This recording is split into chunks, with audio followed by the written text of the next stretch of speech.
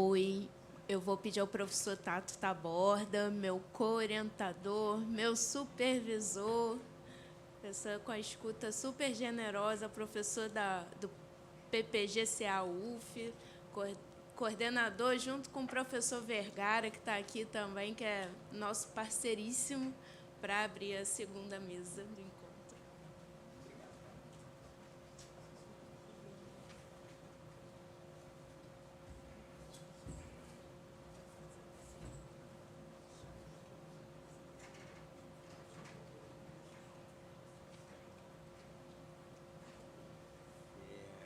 Maravilha, boa tarde a todos. Muito feliz de estar aqui. Parabéns para a Carol, para o Chano, pela continuidade, né, do evento tão importante, né? Cada vez que eu me aproximo de um evento de jovens...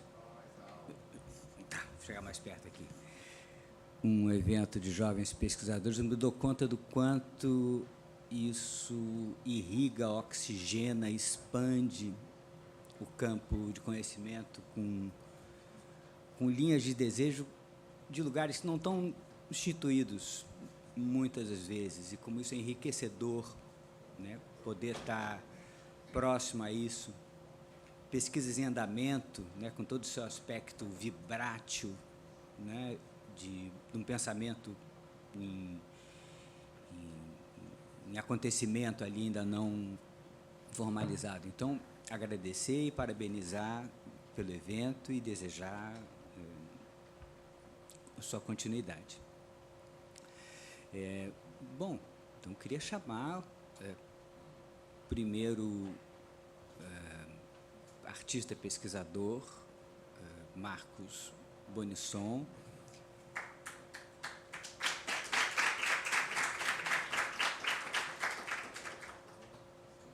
que eu tenho o privilégio de ter parceria de orientação, desorientação, e com quem eu aprendo muito para fazer a sua exposição.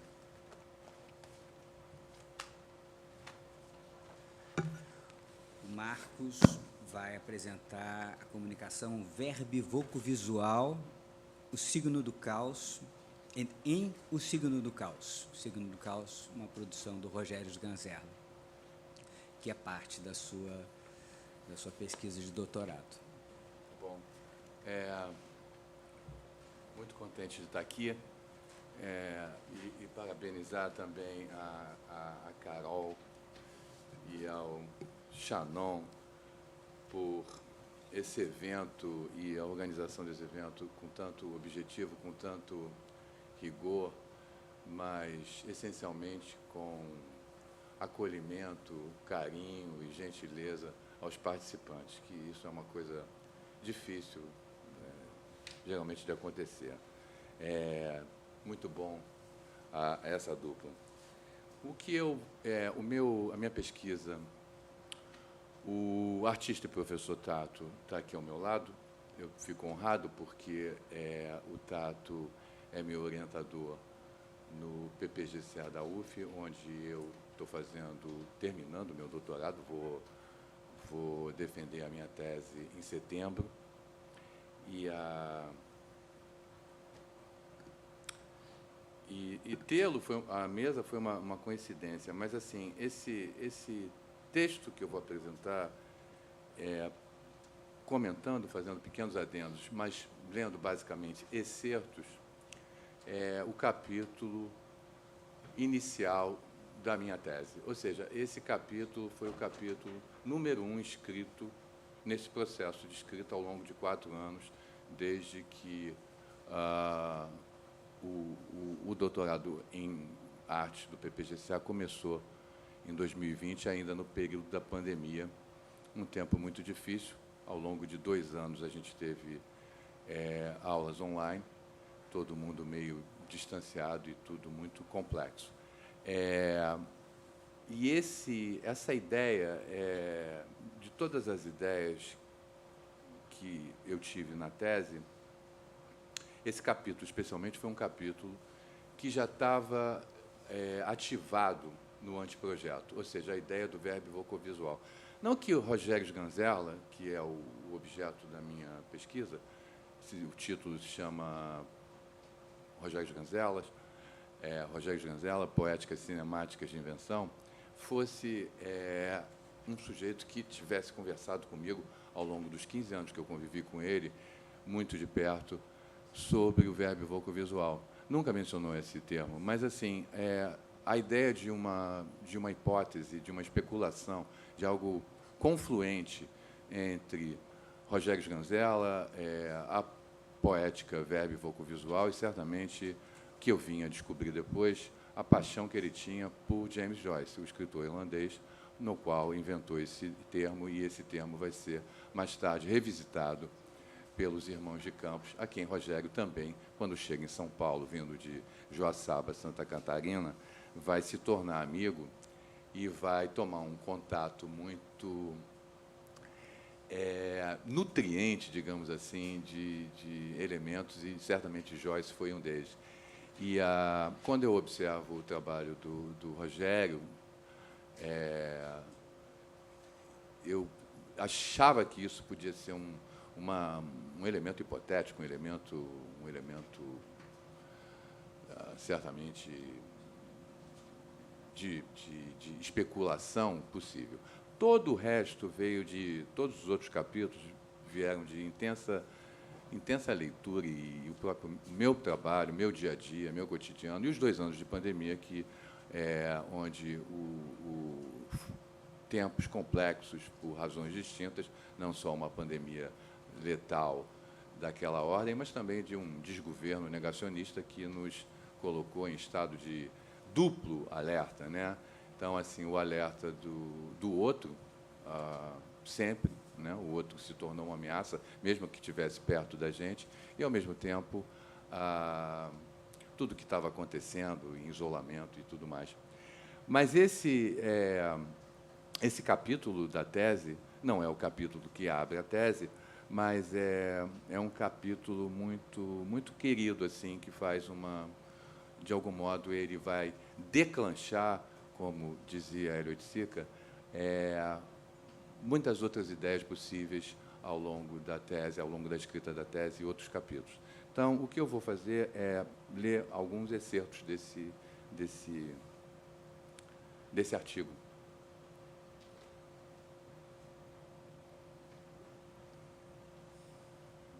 E se eu passar do tempo, por favor, Tato, me avisa, tá bom? A experiência de pensar o verbo vocovisual no filme O Signo do Caos é uma questão meândrica que se manifesta em proposição especulativa aliada à dinâmica do hipotético. Não na busca de uma conclusão assertiva, mas sim numa confluência em campo aberto de uma linguagem que gera conhecimento a partir de um intrincado mapa incompleto de pensamentos. Nesse território de escrutínio, há variantes, desvios e desafios. Entretanto, há narrativas que começam pelo fim. Rogério Sganzella lançou seu filme O Signo do Caos em 2003, antes de falecer em janeiro de 2004, aos 57 anos. Nesse período de 1 ano, o diretor viu o filme ganhar vários prêmios em festivais do Brasil e depois transitar pelo mundo.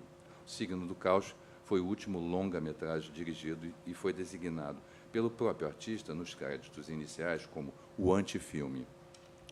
Depois de 37 anos de realizações cinemáticas, a ressonância do cinema invenção de Rogério Sganzella ecoa hoje no Brasil e se amplifica no mundo em alto e bom tom.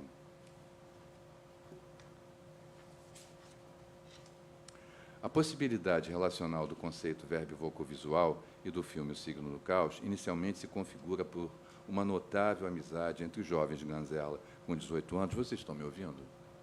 Tá. Em 1964, já um colaborador crítico de cinema em colunas do jornal Estado de São Paulo, e os poetas Augusto e Haroldo de Campos, que o introduzem à teoria da poesia concreta.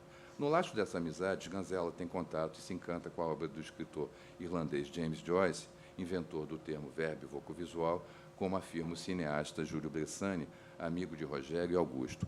Essa pequena citação foi a pedra de toque que veio depois, porque o Júlio simplesmente aglutinou todos esses pedaços que eu tinha meio soltos, assim, numa rápida, numa bela homenagem, um texto homenagem ao seu dileto amigo Rogério, em 2004, depois que Rogério faleceu. E ele diz o seguinte: tenho amor pelos filmes de Rogério. Em 1964, Rogério frequentava o poeta Augusto de Campos, que lhe deu o livro Teoria da Poesia Concreta, primeira edição, com uma dedicatória.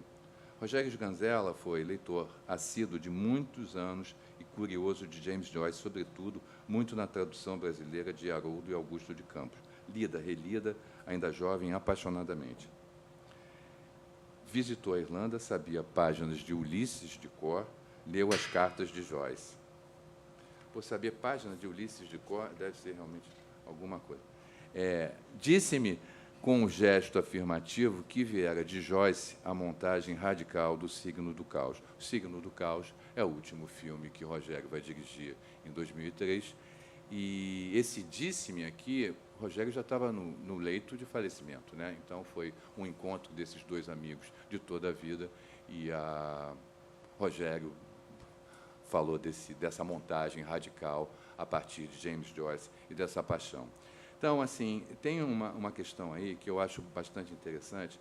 Tanto o Rogério Sganzella como o Hélio de Sica tiveram uma importância assim, muito, muito, muito essencial na minha formação e na minha visão de mundo e de arte. Então, eu fiquei pensando essa coisa de correlações, né, de afinidades eletivas, constelares, assim, como, de repente, nesse encontro de dois amigos muito, muito, muito perto, né, como pode uma referência de esse artista que influenciou Rogério, mas certamente não influenciou Júlio, vir à baila, mas Rogério sabendo que aquilo tinha uma ressonância no Júlio, porque Júlio sabia disso também. Continuando aqui em outro excerto. A palavra ideia, que tem em sua raiz etimológica o termo grego eidos, que por sua vez significa imagem, talvez seja a palavra-chave para determinar uma conexão primordial entre o termo joyciano, a poesia concreta, e a verve cinemática de Sganzella. Essa possibilidade é expressa na fala contundente de um personagem do filme O Signo do Caos. A imagem do caos é o próprio caos. Esse aspecto se manifesta por significantes imagens acústicas que soam em polifonia das páginas de um poema visual concreto ou berram pilhérias das imagens contingentes sganzerlianas em 24 quadros por segundo, desde o começo do trabalho do diretor. Outra fala: o terceiro mundo vai explodir. Quem tiver de sapato não sobra. Essa aqui eu botei em homenagem ao meu amigo, o professor Luiz Sérgio, que gosta dessa e se tornou, aliás, uma fala bastante conhecida do filme Bandido da Luz Vermelha. Vocifera o anão, um encarnado personagem verbo-vocovisual, no filme seminal O Bandido da Luz Vermelha, rodado pelo diretor em 1968. Ali estamos em êxtase urbano diante da convulsiva Boca do Lixo em São Paulo. Citação. A expressão joyciana verbo-vocovisual, sintetizando a exploração das dimensões semânticas, sonoras e visual do poema, permaneceu, ao longo de 5 décadas, no horizonte da produção desses poetas que se desdobram em suportes e meios técnicos diversos: livro, revista, jornal, cartazes, objeto, LP, CD, videotexto, vídeo, internet, vídeo, holografias e etc. E constitui uma nova série de reflexões que englobam desde o exame de questões específicas da poética de Décio Pinhatari, Haroldo e Augusto de Campos e José Lino Grunewald, incluindo suas relações com outras artes, até análise sobre o significado dessa poética em perspectiva histórica e sua pertinência na atualidade. Essa citação vem do livro do pesquisador João Bandeira e da artista visual e poeta Leonora de Barros, um livro muito, muito bonito. Em contexto, filmes e poemas condensam em si uma cartografia curiosa de metonímias, uma figura de linguagem que opera essencialmente em contiguidade com relação objetiva ao seu referente, mas fora de seu contexto semântico. Metonímias em campo ampliado são uma chave mestra para um portal de diálogo do verbo vocovisual, da poesia concreta com a dimensão poética da cinemática sganzeriana. Em sentido fílmico, está mais para uma cinedoc, um tipo de metonímia que sugere a parte pelo todo. a supressão, a troca de um termo pelo outro, a seleção combinatória de um enquadramento. Dessa tensão metonímica da linguagem, tudo que se apresenta como totalizante se esvanecerá no recorte das imagens em movimento. Essa articulação fragmentada condensa a produção de um objeto final, mas também a experiência processual em si mesma e a possibilidade de encarar o desafio da complexa comunicação de um objeto informe em fluxo operatório e assim esgarçar o significado, torná-lo significante e ter como resultado o surpreendente. Nesse contexto, a alquimia do verbo vocovisual se modifica aliando-se à feitiçaria e mergulhando no espaço-tempo da ubiquidade. 1, 2, 3, Hacking Bay. Memória convulsiva de camadas sobre camadas, descrita, descontrolada, como um palimpsesto de uma linguagem alienígena ininteligível que flutua em espaço sideral de matéria negra. Lá não adianta berrar, o som não se propaga no vácuo. Não importa, há sempre outras vozes prontas a ludibriar os números exatos da ciência ou reverberar a ativação molecular de uma supralinguagem. Pode-se chamar de magia, quiçá alquimia, ação de quinzumba, tambores de macumba, ou só mais um sussurro que veio com a força de um vento solar estilhaçando epistemologias caducas. O tempo não é linear, mas há zigue-zague. Há canto, há dança e os batuques não cessam. Seria um ritual de feitiçaria, uma confluência encarnada de poesia, uma simbiose de ambos os acontecimentos. O cineasta e o poeta pegam algumas folhas, eué, em Urubá, escolhidas pelo seu formato e pelo verde da clorofila, esfregam na mão, as folhas na mão, inspiram e as atiram ao ar da magia. Em Vivências de Dilemas, Sganzerla enfrentou questões primordiais que nortearam o corpo de sua obra sem vaticínios ou conclusões, mesmo caminhando em uma topologia de abismo com diversas variantes de adversidade. Em confusão ou confusão, as ordens das desordens são potentes e o pensamento transubstancia até matéria indizível. Desse modo, em fluxo de bagunça, podemos voltar ao mundo da feitiçaria sem prometer resultados. Em Magia das Artes e do Conhecimento, não é o fim que determina o maravilhoso, mas o processo que fabula a transmutação. A filmografia encarnada de Rogério Sganzerla pode ser experimentada como um corpo colagem montado com pedaços de tudo, um corpo barroco que se manifesta não pelo excesso, mas pelo transbordamento a partir de onde ele se manifesta.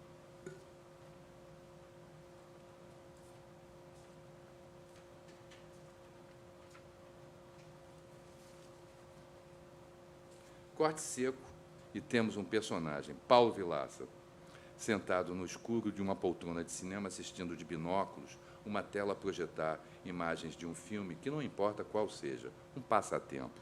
A onda é ir ao cinema e assistir a filmes de binóculos, ação de desvio, poieses em estado bruto, impossível de lapidar, uma situação em 24 quadros por segundo que fala ao corpo, um corpo com cabeça de bandido da luz vermelha. Mudamos o enquadramento e temos Sônia Silk, Helena Inês, nome de guerra de uma prostituta em batalha constante pela sobrevivência, uma mulher à deriva pelo bairro e pelo filme Copacabana Mon Amour, 1970. Silk não tem nada de sedosa, é áspera como a areia quente da praia, linda, sexy e precária. Transita com gente da melhor espécie pelas adjacências da Avenida Prado Júnior como se fosse sua área de serviço. E é. Em cena inflamada, berra: eu tenho pavor à velhice, pavor da velhice, pavor da velhice. Para Sônia Silk, envelhecer não é uma opção. Sua vida de estranhamentos é um retrato mal pintado que emula o bairro, a cidade, a cosmogonia de Copacabana. Essa confluência de texto, verbo, fala, voco, imagem visual, desde o início esteve tatuada no corpo da obra de Sganzerla, seja em seu aspecto metonímico, barroco, paródico, ou tudo junto ao mesmo tempo. Há sempre uma diatribe que se expressa esgarçada frente às ordens autoritárias de um poder vigente. E o Bandido da Luz Vermelha é uma fala seminal. Quando a gente não pode fazer nada, a gente avacalha. O ato de avacalhar em Rogério é anárquico e estratégico. Já o jogo de selecionar e lançar uma seta certeira nos elementos do verbo vocovisual reside na dinâmica da própria linguagem combinatória do artista. Em O Signo do Caos, O ator Otávio III interpreta um sinistro censor, um personagem insalubre chamado Dr. Amnésio, que prima por sua imbecilidade ímpar e preconiza um país da década de 1940 e premoniza um Brasil do devir através da vidência do artista Xamã Ganzella. Não à toa, o diretor escreveu em seu roteiro: o cinema não me interessa, mas sim a profecia.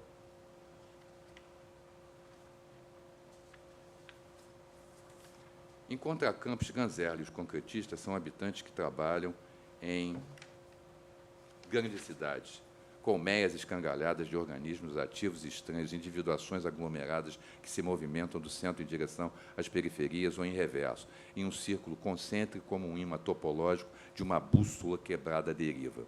Um giroscópio intermitente que, em seus hiatos, possibilita ver o mundo em uma dada esquina de uma megalópolis brasileira, com suas múltiplas tessituras de coisas e seres. Nesse processo, visadas se tornam contaminações que começam e recomeçam escrituras.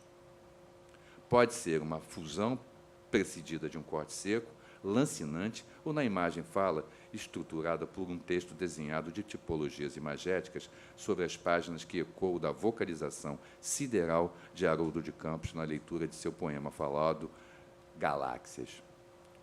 Um pedaço do poema.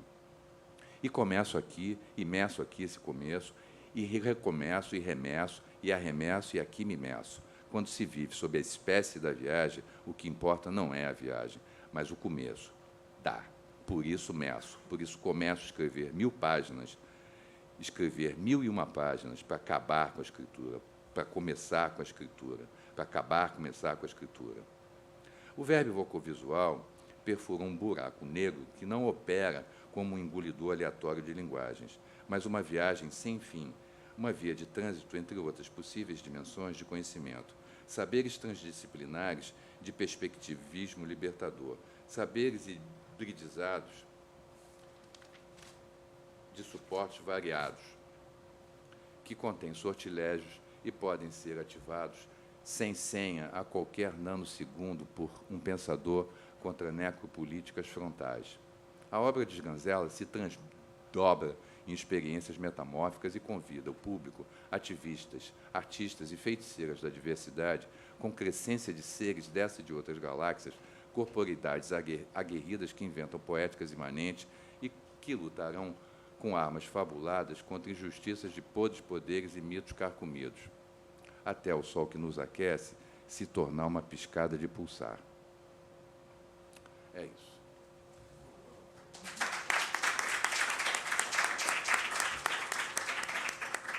Desculpa o corre-corre, eu tentei aqui comunicar, basicamente, um artigo bem mais longo, bem mais até mais denso, mais complexo e tudo mais. E estava pensando que, na minha banca, lá do PPGCA, outro dia eu falei uma coisa para o meu orientador, o artista e professor Tato Taborda, e disse assim, olha, outro dia eu acordei pensando que você seria o único da banca que lê ouvindo. Porque a maioria das pessoas, quer dizer, lê vendo, né? Eu, inclusive, sou um artista visual, não sou um escritor. Mas o Tato lê ouvindo, né? Ele tem uma escuta aguçada, tem um outro tipo de campo de ressonância, né? E essa ressonância é incrível.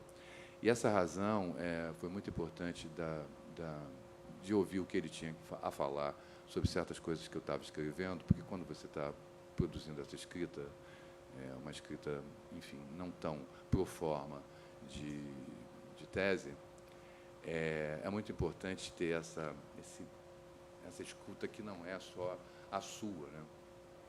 Mas, basicamente, é isso, né? Rogério foi um artista que deixou um trabalho absolutamente excepcional, quase 30 filmes. Muitos desses filmes têm passado pelo mundo. O trabalho do Rogério está ganhando o mundo numa dinâmica assim, de uma velocidade altamente célere, em vários sentidos, e eu torço muito que esses filmes absolutamente fantásticos, incríveis, essa cinemática, essa poética, se expanda. E é isso aí. Obrigado.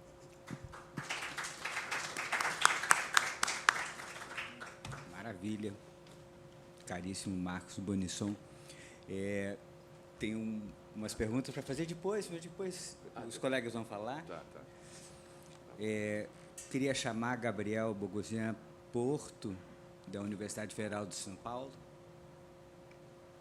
com a pesquisa Caminhantes, Relato de uma Experiência. Seja bem-vindo, Gabriel. Seja bem-vindo ao Rio, à Flor da Pele. Obrigado. Como é que...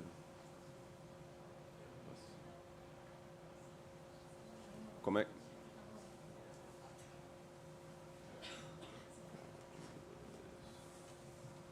Onde está o mesa 2?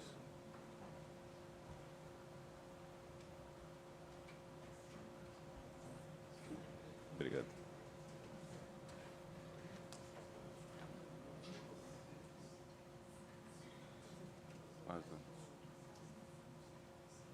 Obrigado. Eu passo com o direcional? Pode ser por ali.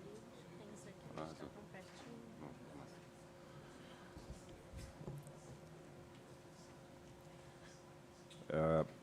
Putz.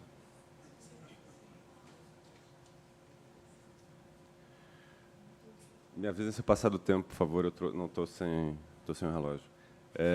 Queria agradecer, boa tarde, queria agradecer a presença de vocês, agradecer e parabenizar a organização do encontro.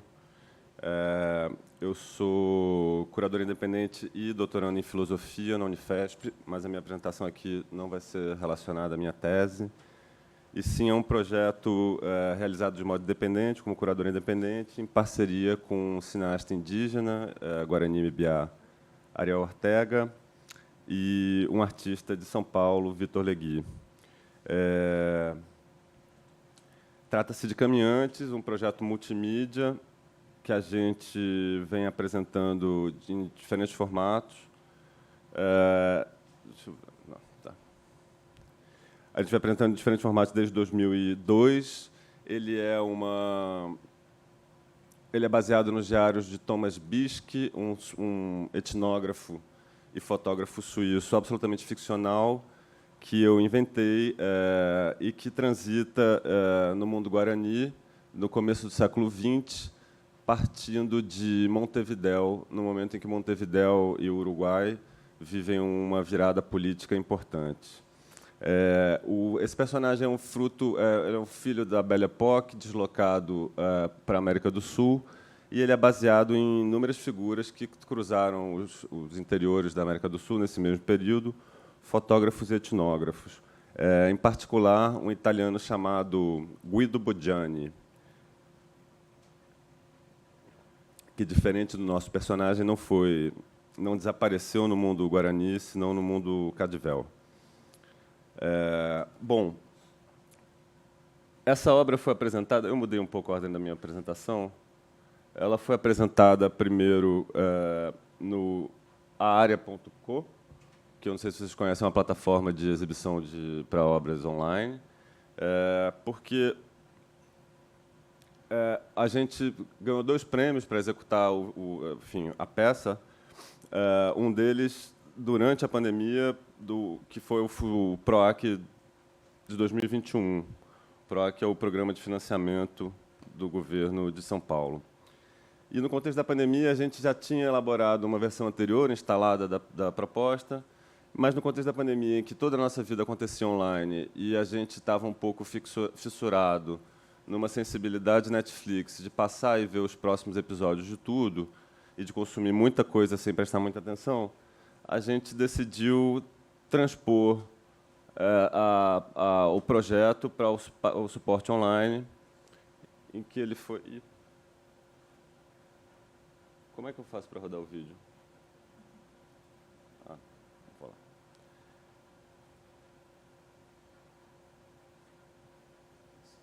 Não está rodando. Não. Está procurando servidor online. Bom, tudo bem. se você puder, sim. E o que acontece? A obra é baseada no diário do Thomas Bisque, essa peça ficcional. A gente definiu essa ficção como uma espécie de fábula decolonial, tomando partido do conceito de critical fabulation da Saidiya Hartman, fabulação crítica, que ela desenvolve num artigo incrível, Venus in Two Acts, sobre as representações das mulheres negras no contexto da escravidão, do tráfico atlântico de escravizados. E esse diário, bom, a obra é baseada no diário, e esse diário é composto por... pode ser. Esse diário é composto por dias, e nessa versão instalada, então, portanto... Perdão, nessa versão online... Arrasou. Não está indo. Nessa versão online... Deixa... porque tem que expandir. Nessa versão online, a gente, então... Eu vou só mostrar, na verdade, a home. O filme é baseado, o material audiovisual é baseado no diário do personagem e, portanto, nessa versão online a gente desmontou o filme em vários pequenos episódios correspondentes aos dias. E a audiência podia navegar em modo randômico. Dá para ver o menu ali em cima. Podia navegar em modo randômico, dia a dia, numa sequência escolhida, livre, ou na ordem, ou seja, assistir tudo em play. Enfim, a home era essa, mostrando trechos do filme que estava aqui, né, da caminhada disponível. Arrasou, obrigado. Isso numa área. E aí ficou online um mês, né, o prazo tradicional dos projetos na plataforma. E, em seguida, em março de 2024, a gente mostrou essa mesma obra, em versão instalada, no Uruguai. Ok. Em que ela está acompanhada, ou seja, a gente mostrou o filme monocanal, em que ela está acompanhada de uma peça sonora que vem instalada aí, em que os trechos do diário são narrados, os trechos escolhidos pelos dois artistas, né, para serem adaptados, são narrados, são lidos por um argentino. Alguns objetos que fizeram parte da feitura do filme e outros que não fizeram parte, mas que correspondem ao mundo guarani, foram trazidos pelo Ariel. A onça, o cachimbo, os animais. Essa instalação, esse site específico desenvolvido pelo Vitor, que se coloca em jogo a questão da reflexões sobre a museologia, porque na narrativa o personagem é contratado, parcialmente, a expedição dele é parcialmente financiada por, parcialmente financiada por museus europeus. E, finalmente, o filme... Deixa eu ver se eu consigo fazer isso. Que eu não vou conseguir mostrar aqui. O que eu tenho que fazer?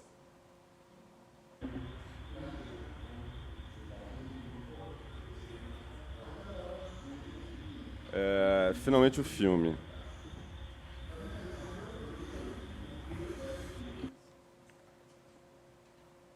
Caminhantes, esse projeto é desdobramento de um diálogo que eu vinha estabelecendo já anteriormente. Acho que tá.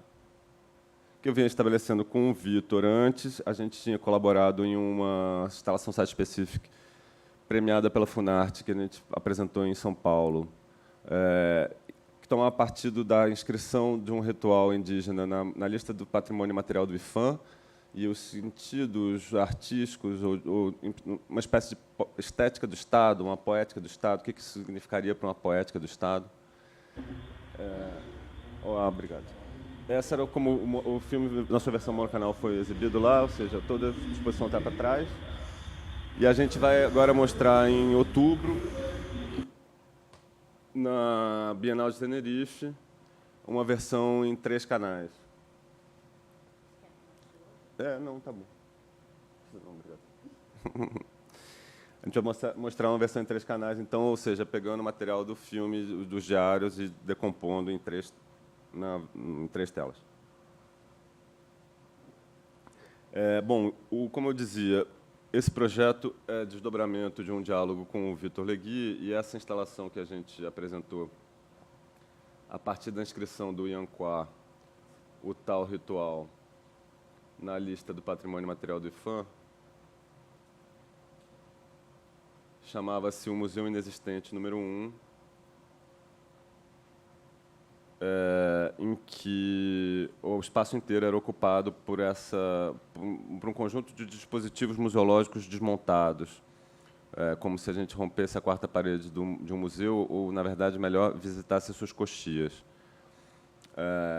Todas as obras foram concebidas e executadas pelo Victor, e o projeto Caminhantes é desdobramento também do meu diálogo anterior com Ariel Ortega, que participou da Bienal de Arte Contemporânea Sesc Vídeo Brasil, da qual eu fui o curador, com uma obra chamada Jeguatá, que significa em Guarani justamente caminhada, e que toma partido da situação do ato de caminhar como um elemento crucial para a sociabilidade, a política e a espiritualidade guarani.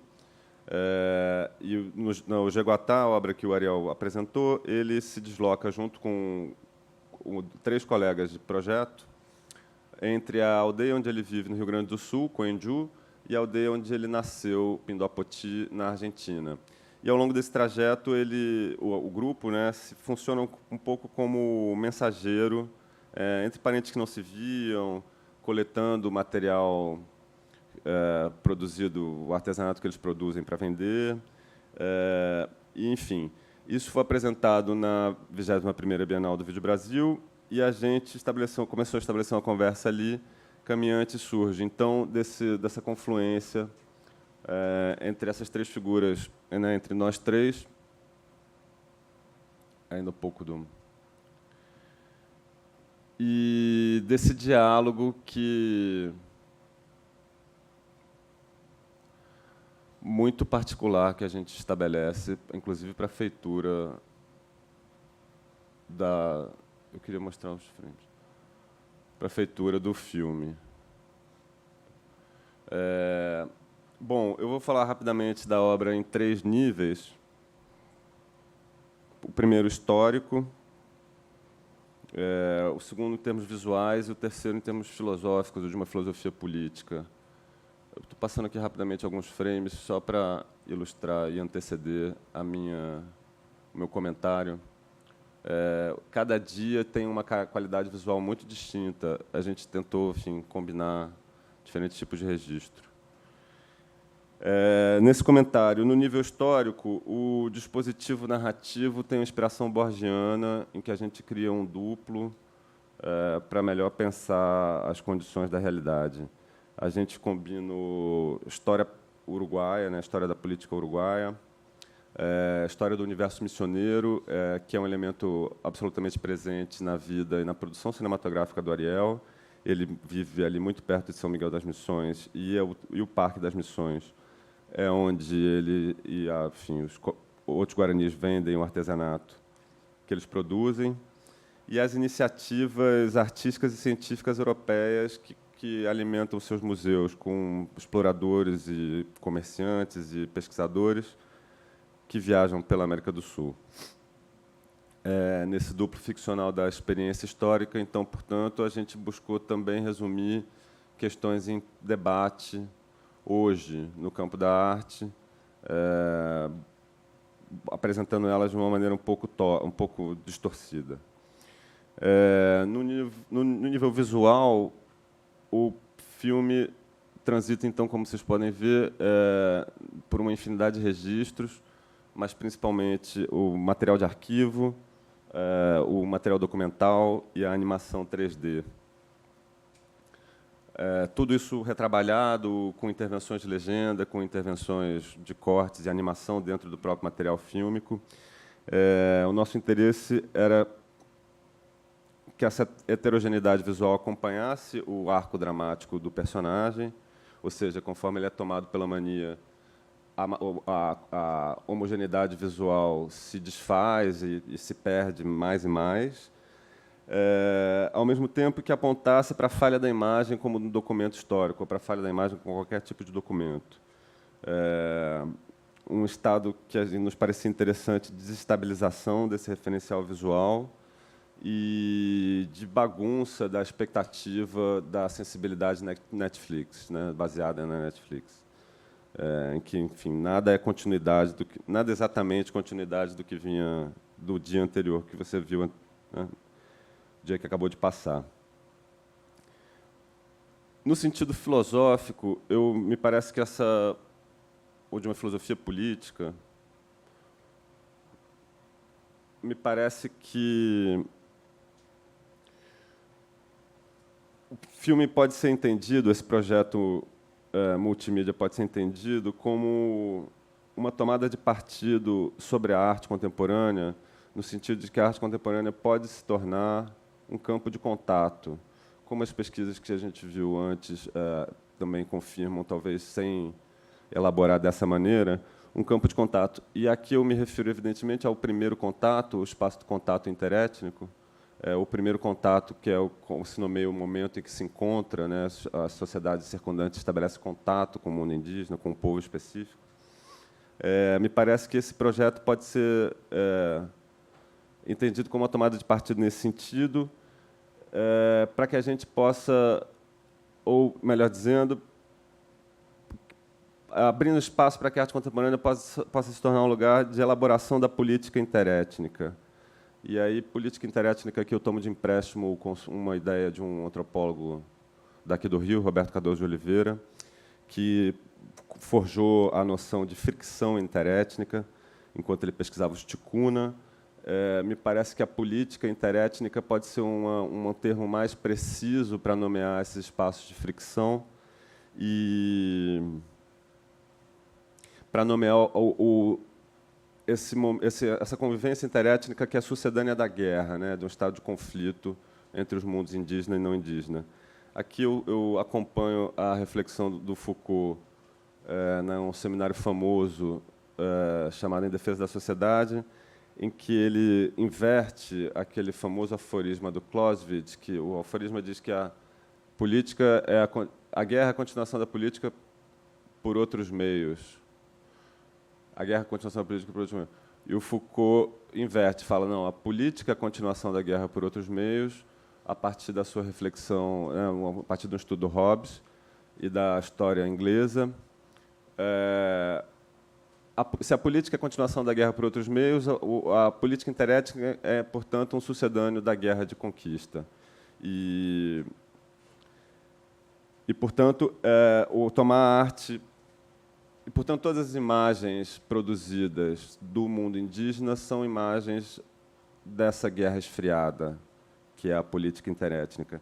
Desse modo, a arte contemporânea pode ser um espaço produtivo, me parece, então, para pensar os atritos, as fricções, os desníveis da política interétnica, tal como ela se apresenta hoje. E, nesse filme, finalmente, a gente, por essa sucessão de desestabilizações, buscou produzir algo que fosse um pouco inesperado, no sentido de uma colaboração com o realizador indígena, ou um pouco inesperado no sentido da produção indígena contemporânea, que marcasse a sua diferença. Porque nos parece que existe espaço para um risco, ou existe uma necessidade de risco. Enfim, nos parece que existe uma carência programática no campo da arte contemporânea, no que fazer com o mundo indígena, como lidar com o mundo indígena, e a gente, então, resolveu assumir o risco de propor uma saída, um desenlace para esse impasse. Acho que falei um pouco rápido demais, mas é isso. Obrigado.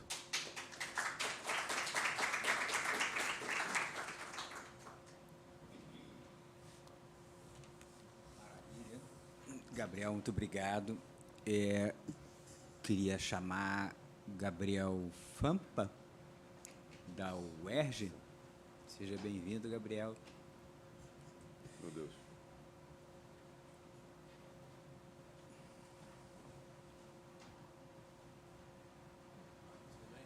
Tudo bom? Bem-vindo. Eu vou botar aqui como... É um PDF que eu mandei, só que eu queria abrir ele daqui a pouquinho. Ah, tá. Ó, tá aqui, tá?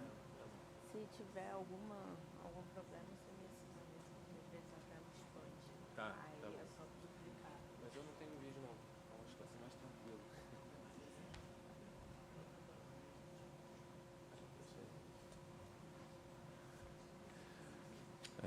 Oi, pessoal, tudo bem? Vocês estão me ouvindo bem? Bacana. Bem, eu queria agradecer bastante a organização do evento, Ampap Sudeste. Queria agradecer bastante a possibilidade de estar aqui hoje, numa mesa tão bacana.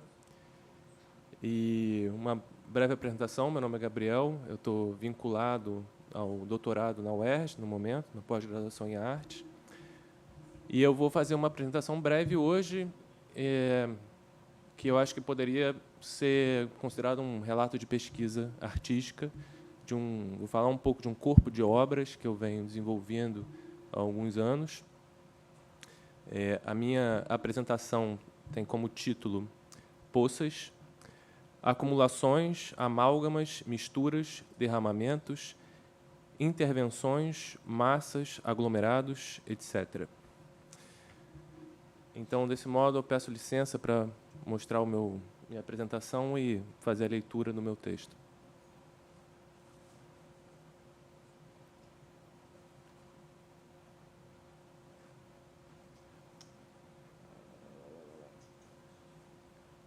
Não rolou aqui.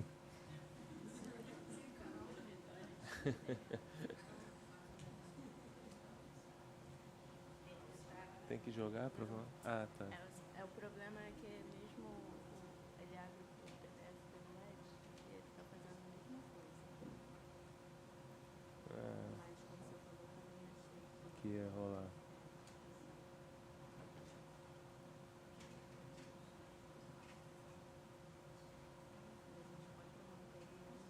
Ele esquece. O computador é sempre... Será que se jogar a tela para o lado... Eu acho que é isso que ele está falando. Ah, Mas eu não estou entendendo o que isso significa. assim, de repente, deixa eu ver. Lá em casa eu faço isso, assim. Pode jogar pro lado. Aí, foi. Agora para botar o... Aqui? Ah, aqui.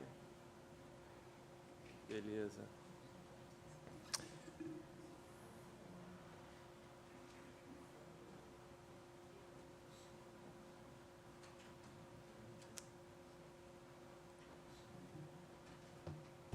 Bem, beleza. Durante a pandemia de 2020, dei início à investigação prática de criar relações entre substâncias fluidas e espaços específicos. Assim, criei um corpo de trabalhos intitulados Poças. Hoje gostaria de iniciar minha fala mostrando esse primeiro trabalho, intitulado Segunda Poça. Essa poça foi feita a partir do encontro entre materialidades líquidas na escada do prédio onde eu estava morando durante a pandemia. E como faço com todas as poças, a partir daquela materialidade que se espalhava pelo chão, eu produzi uma série de fotografias digitais. Quando estou trabalhando nas poças, observar a diversidade de substâncias, em sua maioria líquida, entrando em contato, misturando-se e ofuscando suas próprias fronteiras, me faz pensar em uma outrora identificação de elementos ali presentes, dando lugar à visualização de um amálgama indefinido se espalhando pelo chão. Aliás, o chão tem sido o lugar privilegiado das poças há muitos anos. Durante a pandemia, desenvolvi um interesse especial pelos produtos comercializados nos supermercados. Os produtos mais altamente industrializados possíveis. aqueles com extrema baixa qualidade, produtos de limpeza, alimentícios e de outros tipos, substâncias agressivas que cotidianamente entram em contato direto ou indireto com os nossos corpos. Desenvolvi interesse por misturar esses produtos, formando acumulações líquidas no chão.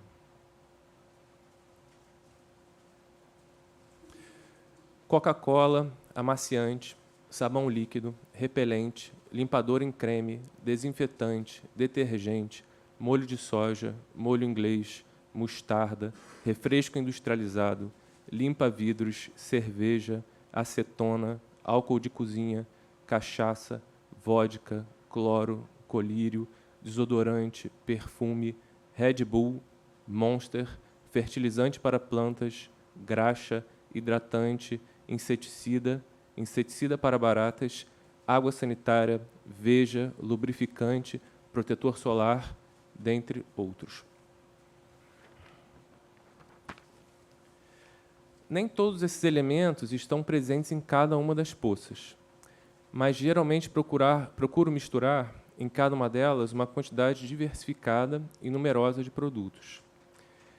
Também entendi que havia algo particularmente instigante na relação que essas mesclas estabeleciam com o espaço em que eu estava trabalhando naquele primeiro momento.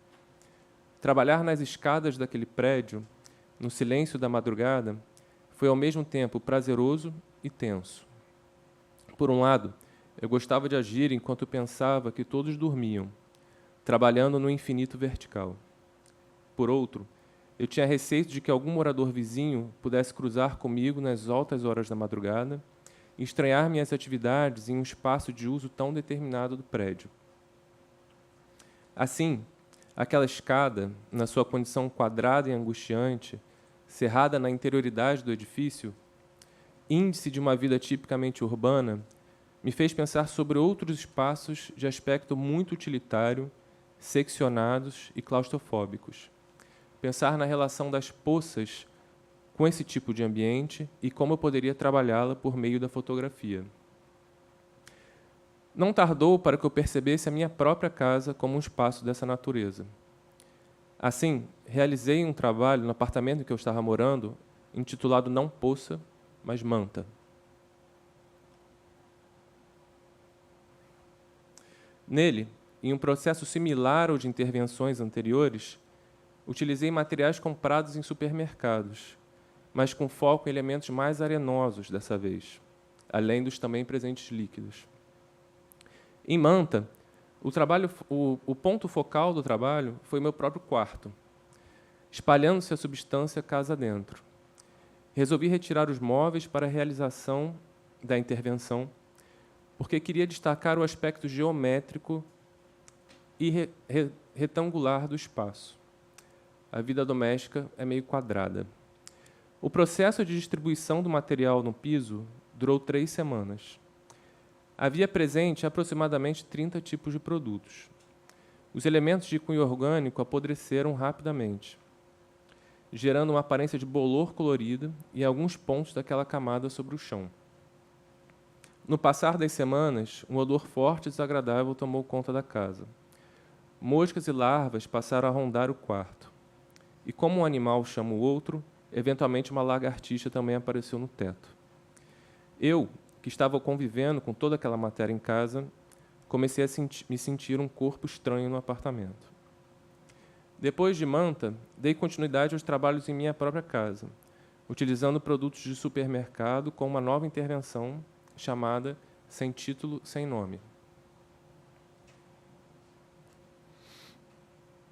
Decidi delimitar mais formalmente as materialidades derramadas no chão, de modo a criar uma relação com um padrão de azulejos. Um conjunto de elementos líquidos e mais solidificados foram mesclados em cada uma das ilhas retangulares, criando diferentes misturas em cada quadrante. Na época da execução de Sem Título, Sem Nome, escrevi algumas frases no meu diário. Como se anda mesmo pelo chão? Com todos os sentidos operando mais ou menos. Eu ando meio distraído. A sola do meu pé deveria se reencontrar com azulejo frio, mas é uma umidade que sinto. os sentidos operam mais para menos do que para mais. Agora me lembro, o solo é um campo minado. Sempre foi, na verdade, mas agora está especialmente perigoso. Não reluto mais e olho para baixo com atenção. Havia esquecido das metáforas no chão. Metáforas não, onomatopeias, ou melhor, hipérboles. Uma das hipérboles é muito pequena, fraca e angustiada, um pouco patética e bem pouco poética. Talvez não sejam hipérboles, afinal. Que lugar estranho esse em que eu moro. Existe um fedor que os dedões dos pés sentem primeiro. O cheiro corre do meio do mindinho até a raiz do nariz por dentro do túnel da coluna. Não sei onde posso pisar, porque algumas pastas são invisíveis. Como as substâncias já estão há 7 dias no chão, o que é orgânico está em apodrecimento relativamente avançado. Já tem mofo, já fedem e já secaram de modo peculiar. O chão está minado, o ar está minado, meu pensamento está minado, a casa já não é mais minha. Sou eu o corpo estranho? Essa foi a passagem do diário. Finalmente, em 2023, realizei uma nova intervenção. Essa eu chamei de Sem Título Corredor, como de costume, muito pouco criativamente, com um título muito pouco criativo.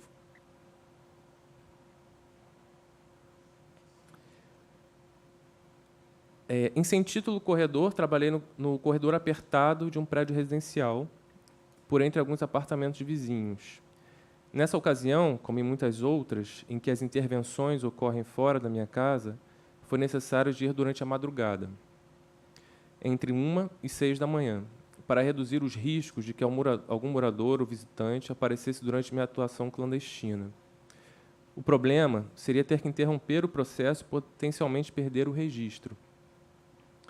É claro que se pode pensar as intervenções a partir do contato direto com elas nos locais mesmos de fabricação, como no próprio corredor, ou em um espaço expositivo, como foi o caso de uma exposição em que eu participei na fábrica Behring, em que, em vez de trabalhar com o registro fotográfico das intervenções espaciais com esses materiais, eu realizei intervenções diretamente no espaço expositivo. Essa exposição ocorreu na fábrica Behring, acredito que em 2022, se chamou Matéria Multa. E, para a ocasião, eu fiz um conjunto de 5 poças espalhadas pelo espaço positivo e tentei criar relações entre o espaço da fábrica e a materialidade que se espalhava pelo chão.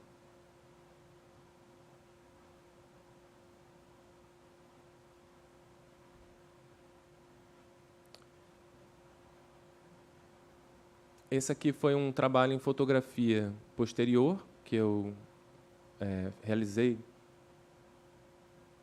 mais recentemente, e se chamou Sem Título, Pasticho, porque eu realizei numa residência em que eu estava na Argentina, então eu tomei coragem para colocar o título com uma palavra em espanhol, e foi realizada também no corredor de um prédio residencial.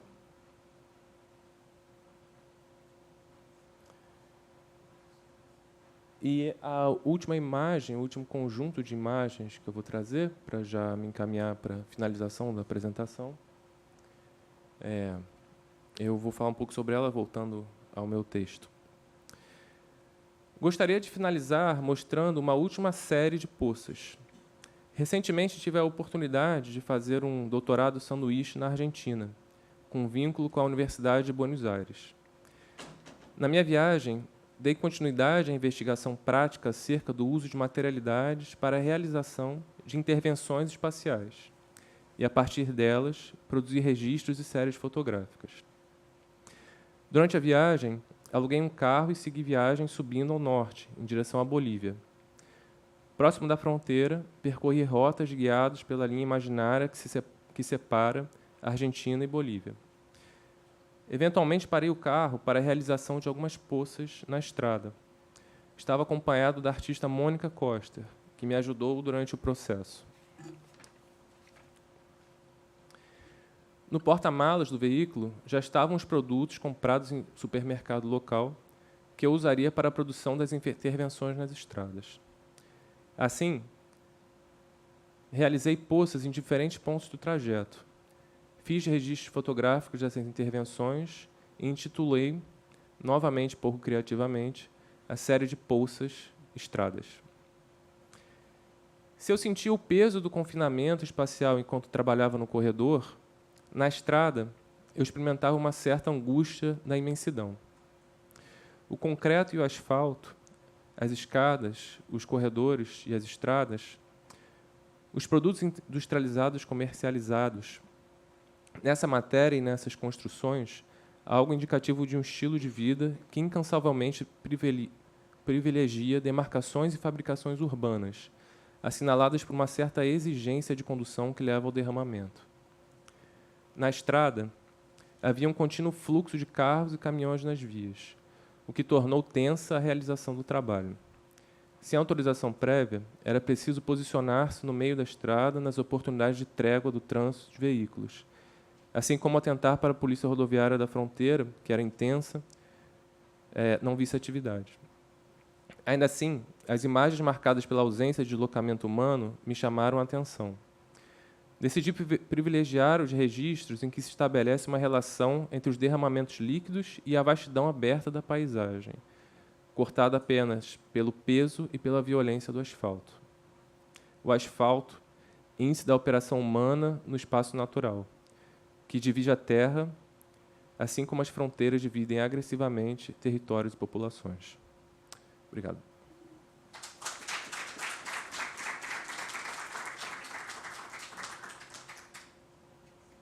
Esqueci de mostrar a última imagem, que era o conjunto das poças das estradas.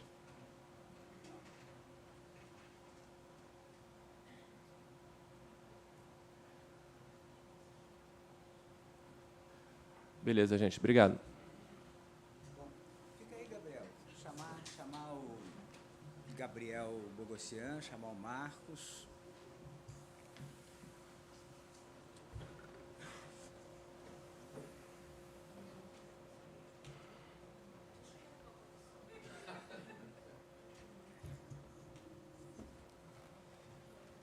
Tem uma caneta. Ah, tá aqui, tá aqui. Nossa, 3 pesquisas muito instigantes eu vou trazer algumas perguntas, reflexões, inclusive algumas coisas que a gente nunca conversou, Marcos, das nossas muitas conversas.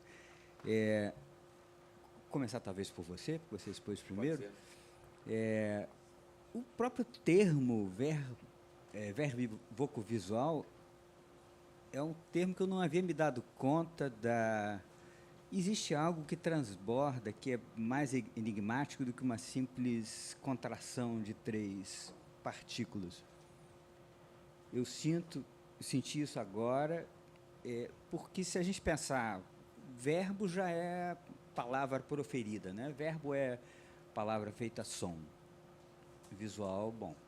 Verbo, em princípio, daria conta na contração com o visual, mas existe o voco, que, por um lado, tem algo de ocupar um espaço que não é tão distante do verbo, porque senão seria fono, verbo, ou seja, um verbo, mas a ideia é de um verbo onde a modulação desse verbo sonora é parte do complexo, né? E aí, esse termo, por ele transbordar essa acepção imediata, se você pensar só nas partículas, ele chega perto de termos como subjétil, do Artaud, do inframince, ultrafino, né? Ou seja, ele transcende o que você dependeria de uma análise objetiva dos componentes lexicais ali. E é muito interessante pensar nisso no contexto da sua pesquisa, que tem como objeto, um criador e um modo de produção. Você usou um termo que eu achei muito interessante agora, até se diferenciou ao falar da produção do Rogério, que você, esse aspecto talvez barroco, complexo, essa complexidade, você, ao invés de usar o termo excesso, você preferiu o termo transbordamento. Sim. E eu achei interessante isso, porque tem algo que transborda em termos como verbo e vocovisual, que vai além de uma objetividade das partículas. E me levou para algo que está na concepção de polifonia musical, né, que as técnicas polifônicas, muitas, né, polifonia não é da música ocidental, cristã, branca, burguesa, tem polifonia em tudo quanto é canto, mas tem a ver com uma superposição de vozes onde excedem a capacidade cognitiva de cada uma delas. Por exemplo, até 3 vozes ao mesmo tempo você consegue dar conta, né? 3 vozes sonoras musicais. Quando tem uma 4ª voz, você não consegue acompanhar essa 4ª voz o tempo inteiro. Então, a sua atenção ela acaba migrando de uma para outra. Isso dá a sensação, isso é parte do engajamento da polifonia, que existe algo acontecendo além daquilo que você é capaz de perceber. Esse sentido de transbordamento que eu vejo no modo de produção e na criação dos ganzelos, que eu vejo na sua própria produção audiovisual também, tem a ver com esse aspecto da polifonia, que existe algo acontecendo além daquilo que eu sou capaz de captar. E isso gera um engajamento. Então, esse aspecto do transbordamento tem a ver com a polifonia, que agora na sua fala me fez pensar nesse sentido do próprio termo verbo vocovisual como algo ligado a esse transbordamento que excede a capacidade de objetivamente você saber o que está acontecendo, mas que te engaja, porque você intuitivamente sabe que tem mais coisa acontecendo do que você consegue detectar, né? Isso gera um tipo de engajamento muito particular. A pesquisa do Gabriel Bogoncier traz um monte de desafios, né? Desafios do encontro, da fricção. Você falou de uma política interétnica como fricção entre, na verdade, entre perspectivas inconciliáveis, né? No fundo, quando você considera elas nos seus pontos de partida, são inconciliáveis. Aí me veio um termo da antropologia perspectivista que eu acho muito interessante, que é equivocação controlada. Quando você lida com culturas diferentes, na medida em que o gap é inevitável, né? Você não pode nunca partir do pressuposto que você vai eliminar o gap que existe entre você e um outro, constitutivo como outro. O que você pode é, de alguma maneira, tentar controlar o equívoco. O equívoco é inevitável, né? E existe um outro termo, e esses 2 termos acho que têm a ver com o seu encontro com Ariel, e imagino com o interesse de vocês de desdobrar essa pesquisa, que é do mal-entendido produtivo, que também é um termo da antropologia não perspectivista, mas que, de alguma maneira, dialoga com a ideia de equivocação controlada. Porque os mal-entendidos são inevitáveis quando você tem conversa com esse outro, e aí a questão é como fazer desses mal-entendidos algo produtivo. Não é um problema, não é um obstáculo, não é algo que impede, que estanca o processo. Ao contrário, levam para lugares insólitos, muitas vezes, né? Mas em arte você pode tirar partido desses mal-entendidos e fazê-los impulso, né, do discurso artístico, já que eles são inevitáveis. E sobre a pesquisa do Gabriel das Poças,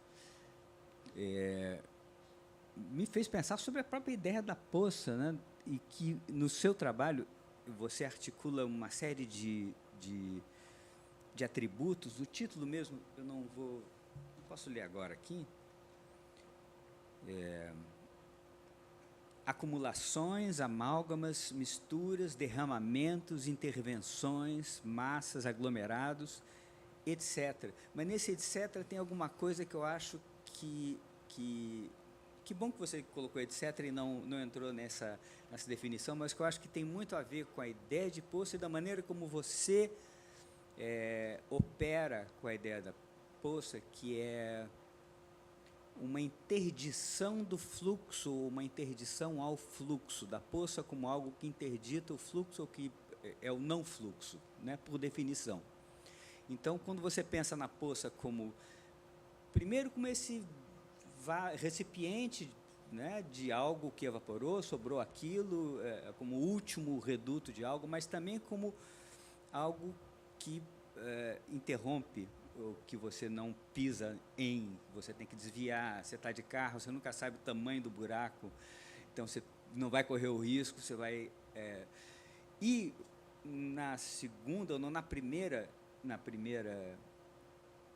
fotografia digital, na primeira experiência, na primeira poça, isso é muito claro quando você faz aquela poça na escada, né? Esse aspecto da poça como interdição do fluxo ali fica exposta de uma maneira visceral, né? Porque é uma escada de segurança, uma escada de incêndio, e ali aquele quadrilátero interdita qualquer possibilidade de fluxo. Então, achei muito interessante pensar nessa sua aproximação da poça, e mesmo na estrada, que em princípio não tem uma contenção natural, mas é uma interdição ao fluxo, né? Algo que, se você está andando por uma estrada de carro, você vai hesitar, provoca um ralentamento do movimento, né? Provoca uma diminuição da velocidade, o que é sempre muito, muito interessante, né? Qualquer coisa que provoque esse ralentamento, essa hesitação, né, do automatismo de uma velocidade que é sempre acelerada, é sempre muito bem-vindo. Então, obrigado a vocês três pelos insights. E, bom, gostariam de perguntas? Está aberto para... Eles estão aqui, se quiserem perguntar para eles, pode falar.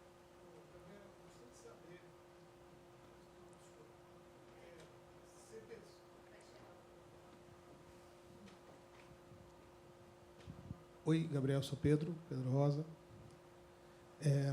Eu fiquei, assim, muito interessado em ter algumas cenas que eu achei incríveis. Aquela do corredor. Você nunca imaginou em gravar isso, o processo de feitura e desfeitura disso? Porque, assim, além do processo, que envolve também uma tensão que você vai narrando de uma forma super interessante, a gente começa a ver você fazendo aqui dali a situação. Eu tenho que fazer entre 3 e 6 horas aqui dali, e as possibilidades. Mas eu fico imaginando também, quando você fala do processo 7 dias do composto orgânico, se você botar uns microfones ali, você vai ouvindo o processo lá. E você vai vendo as cores se formando, se você botar uma câmera de hora em tempo. Assim, tem várias formas de abordar isso visualmente que eu acho super interessantes. Assim. Eu achei aquele corredor fascinante, a multiplicidade de cores também, e também você pegar, talvez no primeiro dia, e depois no último dia, as cores se formando, assim. Mas imagino que você deve ter pensado nisso, assim, ou se você tem uma ideia de transformar isso, dar um passo adiante nesse sentido. Porque a gente está vendo também aqui com o cheiro desse ambiente. Assim, a gente tem uma série de sensações que a gente não vive, a gente imagina até, mas a gente não vive como você viveu. Você descreve, e seria legal, assim, eu gostei muito de ver visualmente o processo, com as suas anotações aparecendo na tela, entendeu? Uma coisa que até parece com o que ele fez, que ele faz uma coisa meio multimídia, assim. Eu acho que poderia enriquecer, quer dizer, no meu ponto de vista, assim. É uma colocação bem bacana, assim. Eu acredito que tenha muitos caminhos para seguir em relação a registro, novas experiências.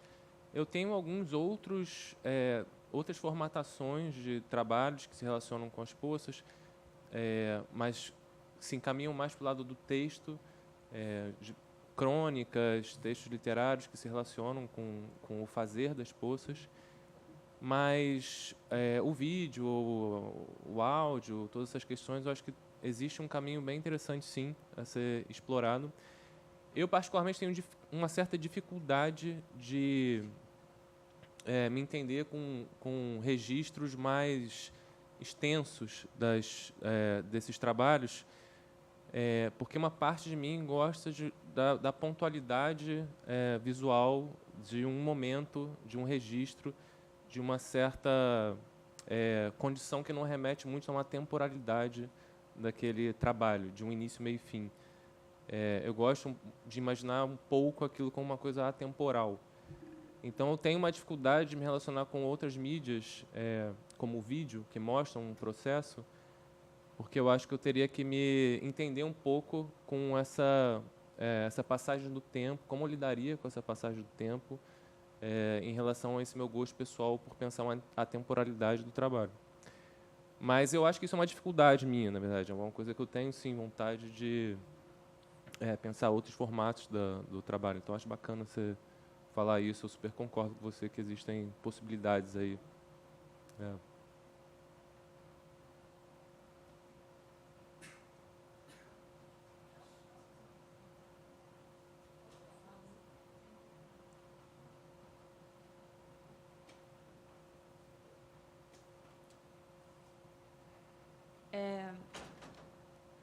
Eu acho que a minha pergunta talvez vá... Eu sou a Mônica, talvez a minha pergunta vá mais para o Bonisson, assim, mas eu também senti isso um pouco na fala do Gabriel, que há uma certa poética no modo como você apresentou o seu trabalho, né, no seu texto.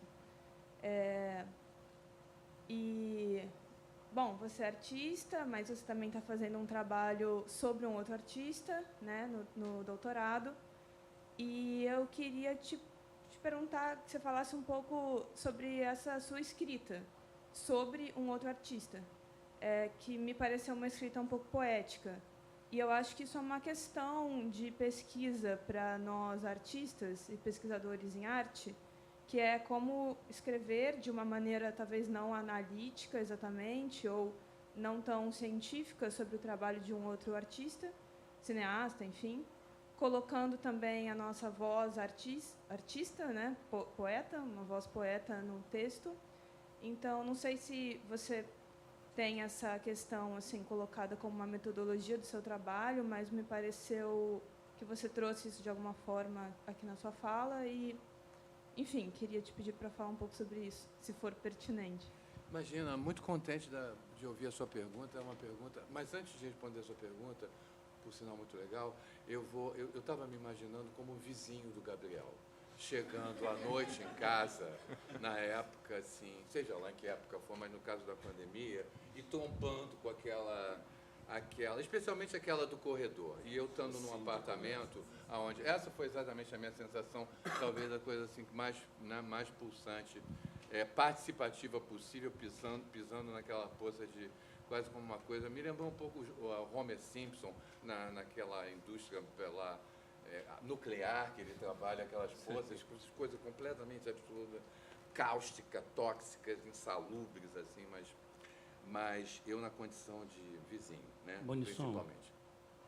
Só um instantinho, antes de você responder, eu queria ainda fazer um adendo, se a Mônica permite, a questão dela. Você conviveu com o Rogério, com o Hélio, e eu estava aqui pensando, a gente sabe que são artistas que têm sido muito estudados, mas estudados na distância, muitas vezes na distância. No teu caso específico, a tua experiência com tudo que você pôde ver, né?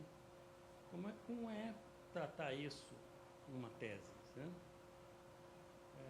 A partir das restrições, se isso tem impactado o teu trabalho, né? Porque uma coisa é o que você viu, vivenciou, né? O que você ouviu, né? E como isso aparece na tese. Eu estou curioso para ler essa tese, né? Para saber o quanto isso né, o quanto essa experiência, o quanto essa... Coisas que a gente vê, por exemplo, no filme que você fez lá atrás, né, como isso, enfim, como isso entra, né, de que maneira se isso foi como é que eu posso dizer, se houve algum tipo de pasteurização, assim, docilização, sabe? Eu tentando entender, ou se você conseguiu levar, tem uma musiquinha aqui acompanhando, se você conseguiu levar aquela piração toda para a tua pesquisa, como é que é isso? E eu vou te dizer que eu discordo quando você diz que você não é um escritor. Eu vou tentar responder 3 em 1, né? Sabe, assim, tanto a ideia do verbo vocovisual, que isso é um termo inventado pelo inventor, né, James Joyce, e é um sujeito que simplesmente escangalhou a língua inglesa e reorganizou a língua inglesa, especificamente o verbo vocovisual, supostamente está naquele romance quase ininteligível que é o Finnegan's Wake, o Despertar de Finnegan, né? É um romance muito complexo de se ler. Eu já tentei ler em inglês algumas vezes. É realmente muito difícil, porque ali tem tudo. Tem o latim, tem o celta, tem o anglo-saxão, tem termos muito complexos. E ele vai mexendo com a morfologia dos vocábulos, e verbo vocovisual é um desses termos. Mas, assim, é muito bonito a ideia do Tato, como ele pensa essa ideia de verbo vocovisual e transbordamento. Transbordamento é, de fato, uma coisa interessante à medida que o barroco se mete no meio dessa coisa. Em relação à escrita, eu vou dizer o seguinte, os sujeitos, né, não sei nem se eu posso chamá-los de objetos de pesquisa que eu optei, tanto no mestrado, no PPGCA da UF, como no doutorado, são pessoas que tiveram um profundo impacto na minha visão de mundo, na minha visão de arte, né? Um foi Hélio de Sica, que eu conheci muito jovem. Eu tive a honra de participar dos 2 últimos projetos de proposição coletiva que o Hélio fez em vida ainda, um que foi chamado Acontecimentos Poéticos Urbanos, um que aconteceu em dezembro de 79 no Caju, e o outro aconteceu em janeiro de 1980, no Morro da Mangueira. Um se chamou Clemania no Caju e o outro se chamou Esquenta para o Carnaval. E em março de 1980, o Hélio faleceu. O Hélio era um inventor de vocábulos. O Hélio gostava dessa fusão maluca de inventar palavras. Isso é uma coisa que deixou um legado em mim. Não que eu seja um inventor de vocábulos, mas, assim, a experiência de mexer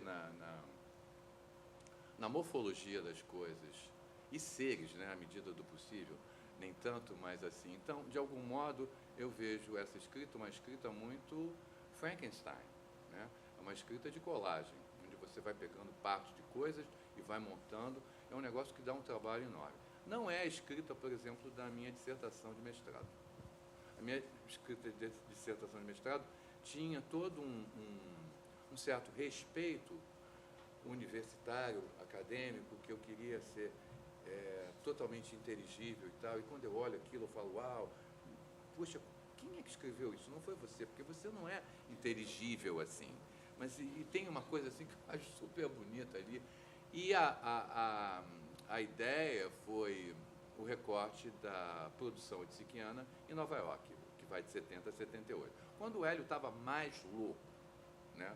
Mesmo assim, louco, virado 3, 4, 5 dias sem dormir, ele estava produzindo fichas, estava fazendo textos, estava mandando cartas.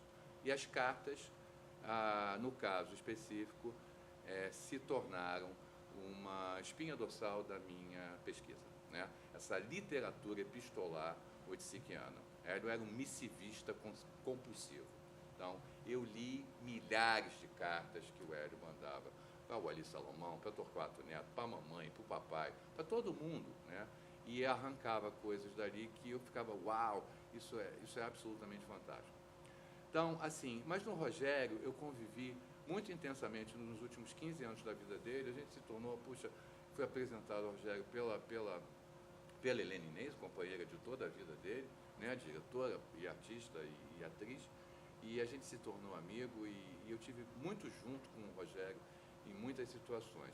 Então, o Rogério já é uma outra escrita completamente diferente. Eu falei assim, não, isso aqui vai ter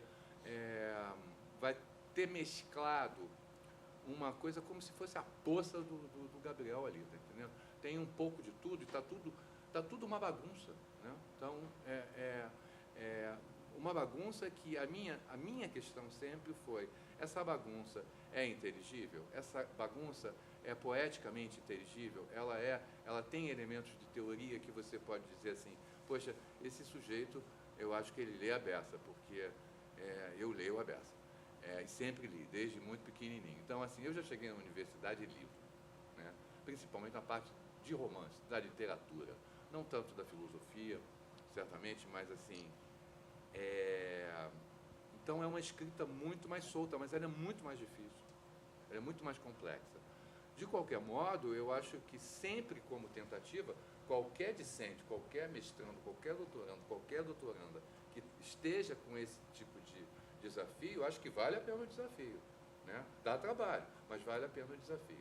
Talvez as fontes se resumam bastante, mas esse fluxo de consciência, e aí entra o James Joyce, que é o rei do fluxo de consciência, o stream of consciousness, né?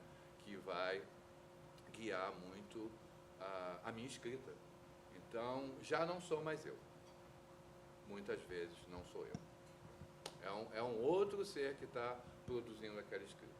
E quando eu me distancio, alguns dias eu vou olhar aquela escrita e falo assim, uau, quem foi que fez isso aqui? Né? Não fui eu. Fui eu, claro, mas não fui eu. Então, assim, há um fluxo de consciência ativado. Eu acho que isso não é uma coisa minha, só minha. Eu acho que qualquer um aqui pode ativar isso também, né? Então, na escrita da tese do Rogério, tem sido desse modo, tem sido com um tipo de escrita experimental ativada em fluxo de consciência. O que é bem diferente? Mas, assim, há um elemento nesses dois sujeitos aí, porque há uma diferença de 10 anos, né? Eu não emendei, né? Quando eu fiz o meu mestrado no PPGCA da UF, ainda se chamava Ciência da Arte, antes de mudar para Estudos Contemporâneos das Artes.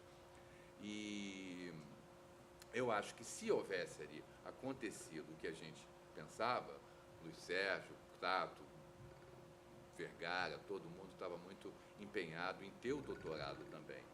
E eu acho que eu ia já emendar, né? Porque eu estava muito embalado, muito motivado, muito, muito contente. Mas não foi o caso, não deu certo. Isso foi acontecer quase 10 anos depois e as aulas começaram em setembro, no período da pandemia. Já todo mundo sabe, já assim, no silêncio do corredor das poças do Gabriel, né? Todo mundo evitando todo mundo, e então foi uma coisa bastante diferente. Eu não tentei fazer essa pesquisa em lugar nenhum outro nesse período de 10 anos. É como quase se eu estivesse aguardando isso, né?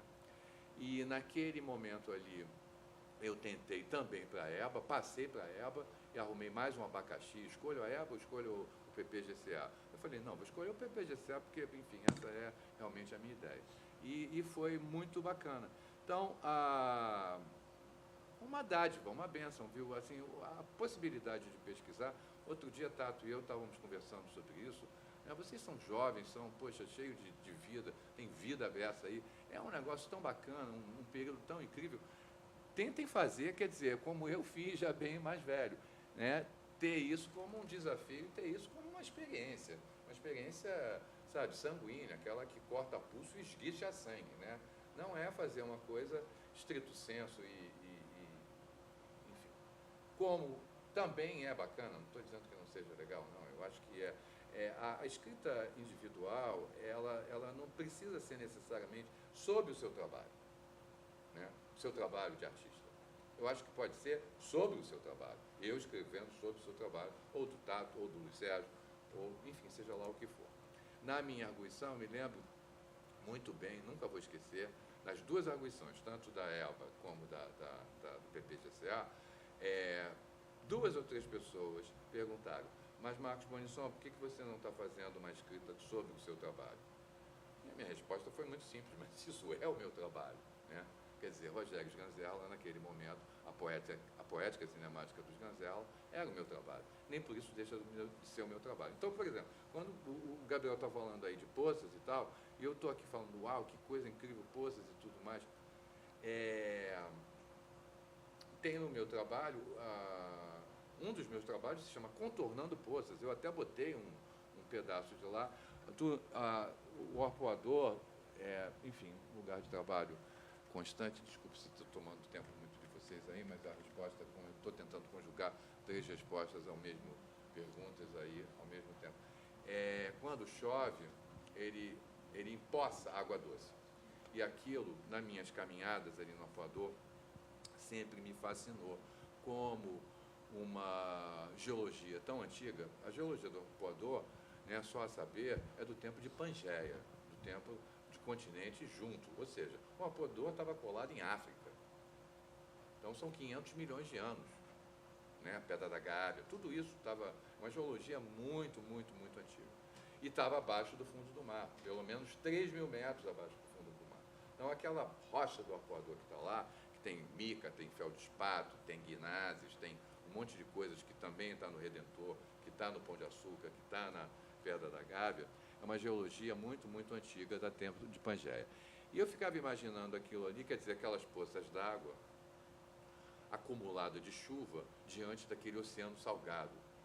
E essa coisa, uau, isso vai evaporar ao longo do dia. Então, o meu trabalho ao longo de um tempo foi, com um cordão, um barbante, contornar essas poças. Obviamente que contornar essas poças não vai significar que a poça não vai sumir ao longo do dia, né? Mas, especificamente, acabou se tornando um outro tipo de observação, de trabalho. É como quase se você... Sabe quando um corpo está caído, morto no chão, que alguém vem lá, passa um giz e contorna?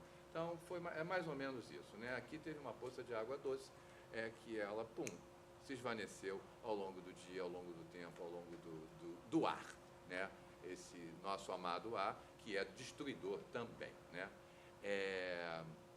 Então, a escrita, eu acho que é uma escrita, sim, é uma tentativa. Eu fiquei contente, eu saí ali porque eu estava meio desarrumado com o microfone aqui, meio me sentindo mais esquisito, estou bem mais à vontade, mas tendo que ler um negócio. Mas o Luiz Guilherme falou, poxa, isso é bacana, essa coisa do fluxo de consciência e tal, porque ele já conhece, né? E eu fiquei todo contente, porque dá trabalho. Mas existe a relação, sim, dessas duas influências. Eu gosto muito disso. Eu gosto de algum jeito, de homenagear gente que foi artistas absolutamente inventores. São dois artistas inventores, tanto o Rogério como o Hélio, que tiveram uma importância na minha vida assim, absolutamente incrível. O Rogério eu tive muito mais perto do que o Hélio. O Hélio eu conheci com 18, 19 anos, muito moleque. Ainda estava na Escola de Artes Visuais do Parque Lage, na época do Gershwin, né, do Rubens Gershwin. Rogério não, já conhecia adulto e tudo mais. Mas, assim, no caso do Rogério, Luiz, tinha uma questão muito complexa, o afeto, a amizade. Então, como estabelecer uma escrita, né, por mais experimental que seja, onde você tem o afeto junto? E como você pode ser crítico ao mesmo tempo, produzir diatribes, né, assim por dizer, em relação a esse artista?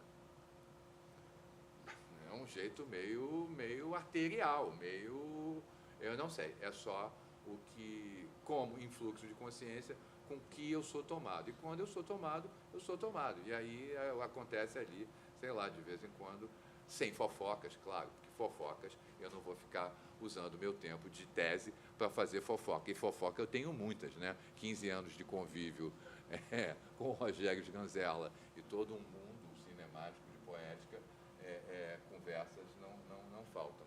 Mas basicamente é isso. Aproveitem, viu, a experiência aí, todo mundo tem um monte de gente terminando coisas, então, mas eu acho que tem gente que vai recomeçar e vai fazer mais coisas, vai fazer pós-doc, vai fazer pós-doc, Nossa, vocês vão fazer muitas coisas. Tem tempo. Então, eu acho que vai ser muito bom. E o desafio. Bacana que você tenha percebido isso. Muitas vezes eu não sei assim, se isso está realmente passando, né? O Tato me diz isso de um jeito, a Caroline me diz isso de outro, Luiz Guilherme me fala isso também de um outro modo, mas é bom ouvir isso da plateia, né? Quer dizer, você ter sacado isso. E isso é uma honra, porque eu não sou um escritor, né? Eu sou apenas um experimentador, principalmente tendo o suporte das artes visuais. É isso. Dá tempo de...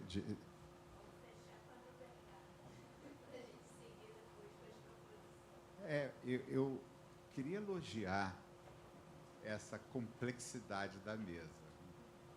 Só o tato mesmo para contornar esses fios aí tão complexos. Bom, como essa mesa começa com o signo do caos e acaba com Gabriel com o signo do caos, realmente praticantes do caos ali.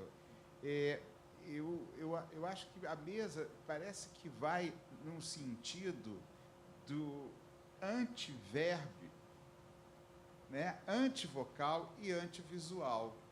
Não sei se... né, eu estou certo, são dois Gabriéis, né? Então, o Gabriel, que trata com caminhante, guaranis, cuja a essência desse povo é caminhar. O sentido de caminhar é a palavra fundamental deles, né? E você traz para a gente umas afirmações muito fortes que eu fico no meu vício de anotar. Eu acho que a gente pode seguir, né? O território são paisagens que se toma de uma vez. Forte isso que você falou, né? Então, nada é continuidade do que veio antes. Uau! Né? Isso aí também me chama muita atenção. E depois você, né, chega a essa dimensão política, né, interestética, que é parte dessa fabulação crítica. Fabulação e crítica parece que é um anacronismo. E você nem ciência da arte, né? Então, o que você está tratando para a gente é de alta complexidade, esse anacronismo, né, de transborda, de intransferível, quer dizer, a experiência Guarani para o campo, né, dessa campo expositivo de regime visual. É uma pergunta provocante para você. Eu acredito que o Anderson deve ter tocado um pouco é possível transferir para o regime da visualidade, né, isso que você está tratando, e essa fabulação desse etnógrafo, né, dessa história nossa aí, você trouxe, eu achei isso muito, muito forte, ao mesmo tempo que expõe a armadilha do campo das artes, né? E aí, eu adorei que a Mônica está aqui. Oi, Mônica. A saudade. E eu fiquei, desculpe, Gabriel, mas eu fiquei tão curioso que eu conheço o trabalho da Mônica. Agora, imagina esse corredor, esse piso e toda essa questão. E me lembrou, é uma pergunta, uma questão, da referência de uma das exposições mais fortes que marcaram os anos 90, que é o Formless. Né? Formless, de Rosalind Krauss e Yves Lambois, da entropia e matéria, e isso era já a condenação do regime da visualidade, que também era contra o regime vocal, e era contra todos os regimes de transferência de linguagem pela entropia. O seu trabalho tem questões que remetem, né? Se você quer comentar isso, ou não comentar nada, tá bom, é só para dar satisfação da complexidade que vocês trouxeram.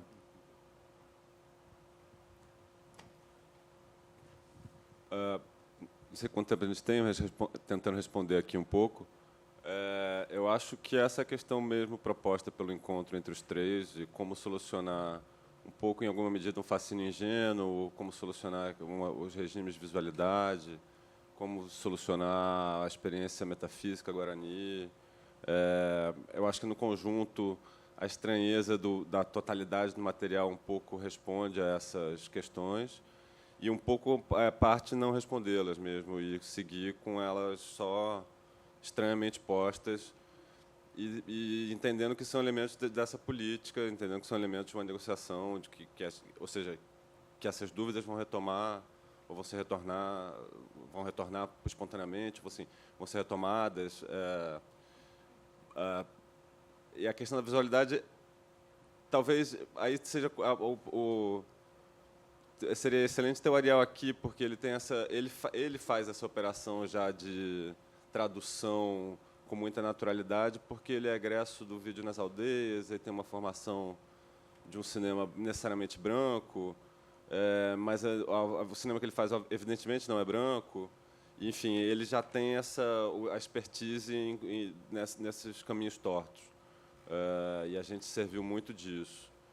Mas, enfim, ensaiando um pouco isso, acho que são intransponíveis mesmo, e, como o Tato falou, a gente repete a pergunta do intransponível, o problema do intransponível a cada encontro.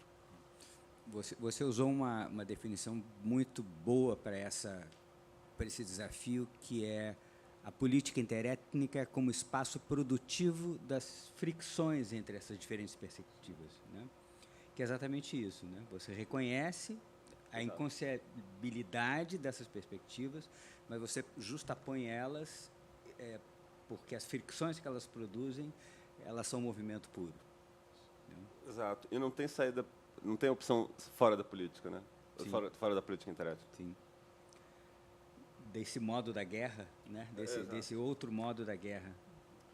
O Krenak fala muito disso, né? A guerra que começou há 500 anos e continua até agora. A guerra não terminou, né? Eu acho que é exatamente. Muito bom. Posso só fazer o rápido comentário? Claro. Vou aproveitar o comentário do Vergara para fazer um breve comentário sobre uma coisa bem interessante que você falou depois das falas, que eu fiquei pensando bastante, que você falou sobre a escada de incêndio.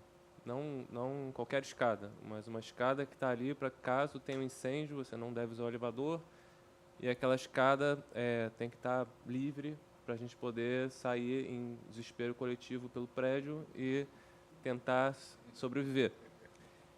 E eu achei isso muito interessante, essa questão do caos que pode acontecer naquela escada, mas que o trabalho, na verdade, a condição de normalidade das escadas de incêndio é, na verdade, a calma e a paz, né? Apesar de ela ser uma escada de incêndio, a condição normal dela é o não incêndio. Então, eu achei isso interessante, sobre o trabalho atuando numa operação de normalidade dos ambientes, mesmo que esses ambientes suportem um caos absoluto, digamos assim. Então, essa dimensão da normalidade de um ambiente, de uma escada de incêndio, ser o não incêndio, enfim, me deixou pensando bastante aqui, com um pensamento ainda confuso, mas eu achei bem interessante essa quase uma contradição do momento em que o trabalho é feito, de madrugada, aquele silêncio absoluto, se alguém se mexer, fizer um mínimo movimento, você se escuta, e esse potencial, essa ideal da escada de incêndio como esse lugar de um caos, um perigo, um desespero, uma luta pela vida. E como a poça ela está um pouco, talvez no meio, num outro lugar, numa outra dimensão desse espaço. E eu acho que, de alguma maneira, isso se relaciona com o comentário do Vergara, vou falar brevemente, sobre uma questão que se relaciona com a pergunta do vídeo também, que uma certa dificuldade de lidar com a imagem do trabalho. Apesar do trabalho ser um trabalho de fotografia muito, acho que a gente poderia dizer, muito imagético, existe uma dificuldade de trabalhar essa materialidade num formato mais da exposição, numa imagem, ou num texto, ou num vídeo. Eu tenho essa dificuldade e eu tenho uma certa relutância a me sentir que eu tenho um agenciamento pleno com relação ao que eu faço com esse trabalho. No sentido de que eu me sinto um pouco, às vezes, o corpo estranho frente ao trabalho, e não o inverso. Ou eu vulnerável frente àquele trabalho.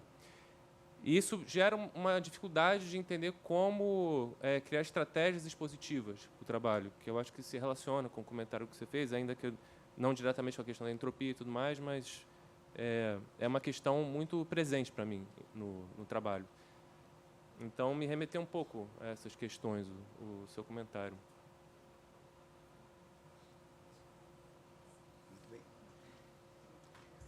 Muito obrigado, Marcos, Gabriel, obrigado, Carol, e segue, a fila segue.